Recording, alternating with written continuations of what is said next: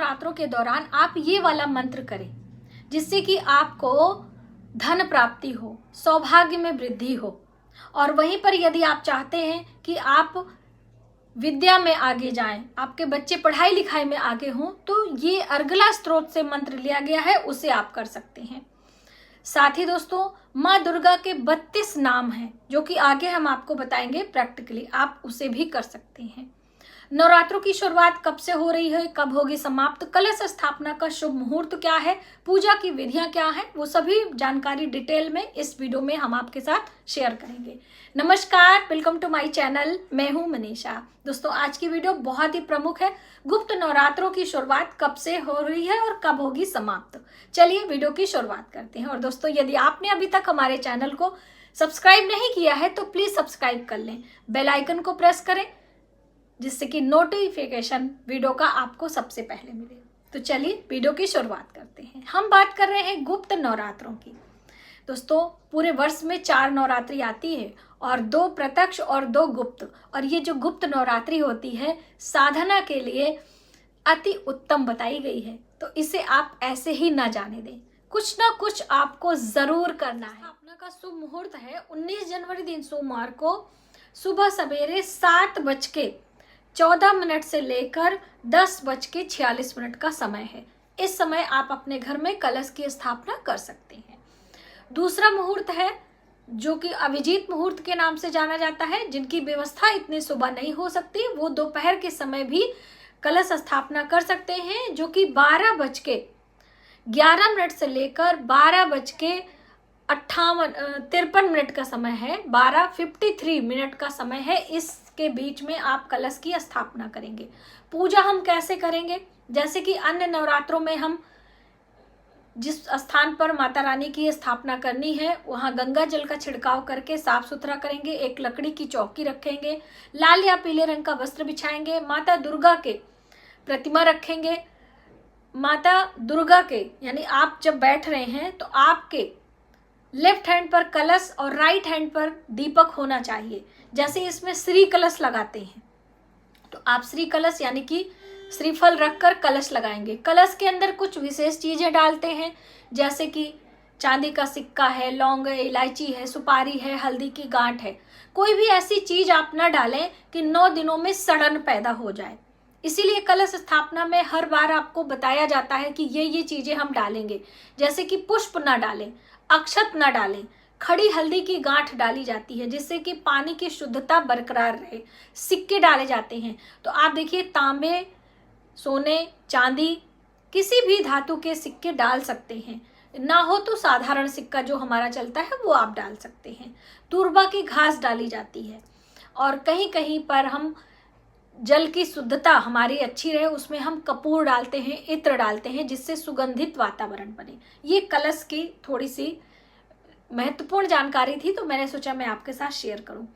और अखंड दीप आप पहले दिन से भी लगा सकते हैं और बीच में भी किसी भी दिन से आप अखंड दीप शुरू कर सकते हैं। जैसे कि बसंत पंचमी वाले दिन आप लगाएं, या लास्ट के अष्टमी और नवमी वाले दिन पर आप लगाएंगे।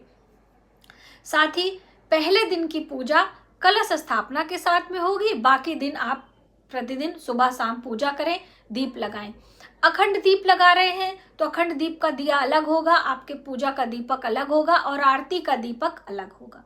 ये चीजें आप क्लियर कर लें। अब पाठ कौन सा पढ़ें, मंत्रों का जप हम कैसे करें? तो देखिए, दुर्गा सप्तशती का पाठ हम करते हैं। दुर्गा सप्तशती की पुस्तक अलग अलग होती है, तो ये हमारी दुर्गा सप्तशती पाठ की पुस्तक है इस तरह से। तो आप इसे पढ़ सकते हैं सुबह शाम। और साथ ही इसमें पूरा पाठ नहीं कर सकते हैं तो आप इसी से, दुर्गा सप्तशती से, ये दुर्गा सप्तशती किससे लिया गया? मार्कंडेय पुराण से लिया गया है दुर्गा सप्तशती। और दुर्गा सप्तशती के अंदर से अर्गला स्त्रोत लिया गया है, जिसमें आप अलग अलग चीजें हैं आप पढ़ सकते हो। लेकिन अर्गला स्त्रोत से हम आपको कुछ विशेष मंत्र बता रहे हैं, जो कि आप इसे साध सकते हैं। अलग अलग मनोकामना पूर्ति के लिए आप कर सकते हैं। जैसे कि सौभाग्य प्राप्ति के लिए, यदि आप चाहते हैं कि आपके जीवन में सौभाग्य की प्राप्ति हो, घर में सुख समृद्धि हो, ये अर्गला स्त्रोत का ही है। आप सिर्फ इतना ही जब रुद्राक्ष की माला पर करेंगे, सुबह शाम एक दीपक लगाकर, तो भी आपको इसका लाभ मिलेगा। देहि सौभाग्यम आरोग्यम, देहि में परमम सुखम, रूपम देहि जयम देहि यशो देहि दिशो जहि। बस ये मंत्र है, आप सौभाग्य प्राप्ति के लिए आप कर सकते हैं। बच्चों के लिए कौन सा मंत्र करना है, तो इसी देखिए मैं इसी में से आपको बता रही हूँ। आपको हम बात करें दुर्गा अर्गला स्त्रोत का, जो मैंने अभी बताया 12वां है, और अभी मैं बता रही हूँ 16वां। विद्यावंतम यशवंतम लक्ष्मीवंतम जनः कुरु, रूपम देहि जयम देहि यशो देहि दिशो जहि। इस तरह से आप विद्यार्थी हैं या आप विद्या अध्ययन करते हैं, किसी भी नौकरी व्यापार की तैयारी कर रहे हैं, तो ये मंत्र लगातार आपको करना चाहिए। जैसे मैं लाइव आई थी तो बहुत सारी बहनें पूछ रही थी, तो देखिए लाइव में बहुत सारी चीजें नहीं कर पाते हैं, पुस्तक नहीं थी, मंत्र गलत हो जाए, कोई प्रॉब्लम आ जाए तो वो फिर आप नहीं कर सकते हो ना। इसमें क्या है कि मैं आपको लिख कर भी दे सकती हूँ, तो वो आसानी होती है। तो इस तरह से हम अर्गला स्त्रोत के कुछ विशेष मंत्र को भी एक मंत्र लेकर और उसे कंटिन्यू कर सकते हैं। अब देखिए दुर्गा सप्तशती का पाठ है, पूरा नहीं कर सकते, समय का अभाव है, जिम्मेदारियां बहुत हैं, तो आप सिर्फ माता दुर्गा के जो ये 32 नाम की माला है, इसे भी कर सकते हैं। दोस्तों माँ दुर्गा के एक एक मंत्र, एक एक शब्द की महिमा है, एक एक नाम की महिमा है। माँ दुर्गा के 108 नाम है, माँ दुर्गा के 32 नाम है, और 32 नाम पढ़ के फिर हम अपने मन का को घुमाते हैं। ये 32 नाम की माला इसे बोला जाता है, जिसमें कि आप इस तरह से पढ़ सकते हैं। मैं आपको एक बार पढ़कर सुना देती हूँ, क्योंकि देखिए जब कोई व्यक्ति प्रैक्टिकल तरीके से कोई काम करके दिखाता है तो उसको ज़्यादा समझ में आता है। तो ये माँ दुर्गा के 32 नाम है, जो कि आप रुद्राक्ष की माला पर जप करेंगे और 108 बारी करेंगे। पहले ही क्लियर करने के लिए चश्मा लगा लिया कि कोई भी गलत ना हो, वाक्य एक भी शब्द गलत हो जाएगा तो आप नहीं उसको क्लियर कर पाएंगे।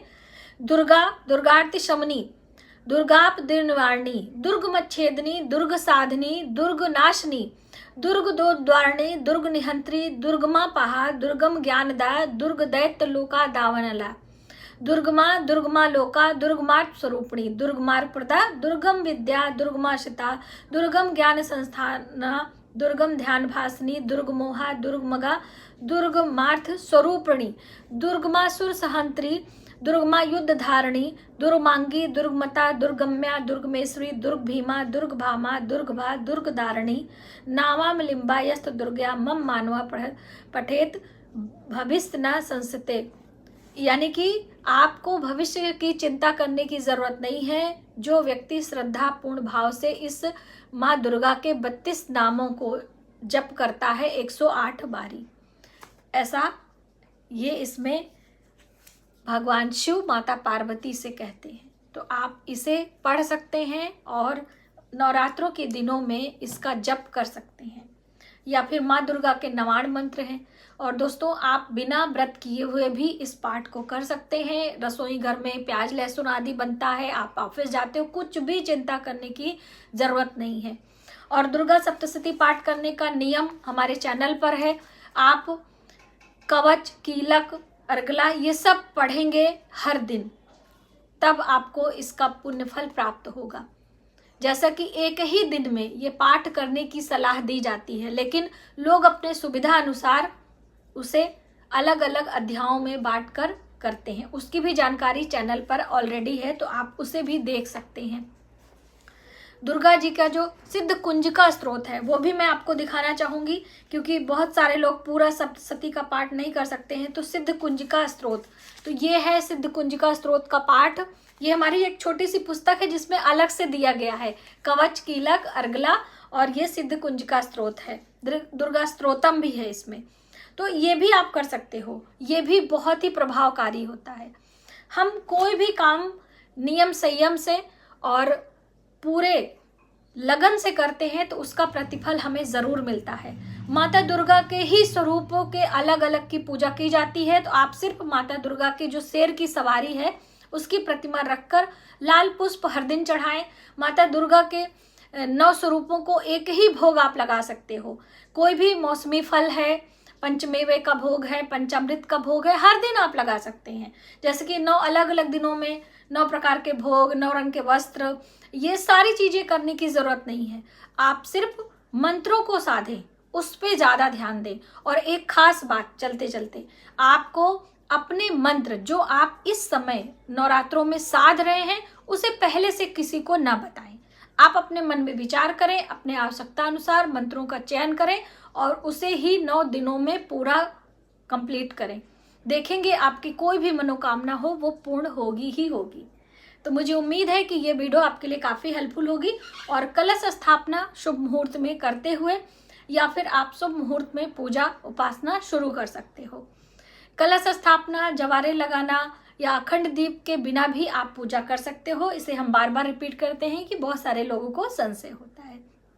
तो आज के वीडियो में बस इतना ही। यदि हमारी जानकारी आपको थोड़ी सी भी हेल्पफुल लगे तो प्लीज़ वीडियो को ज़्यादा से ज़्यादा लोगों में शेयर करिएगा। मिलते हैं एक नई जानकारी के साथ नए वीडियो में। तब तक आप अपने परिवार का ख्याल रखें। जय माता।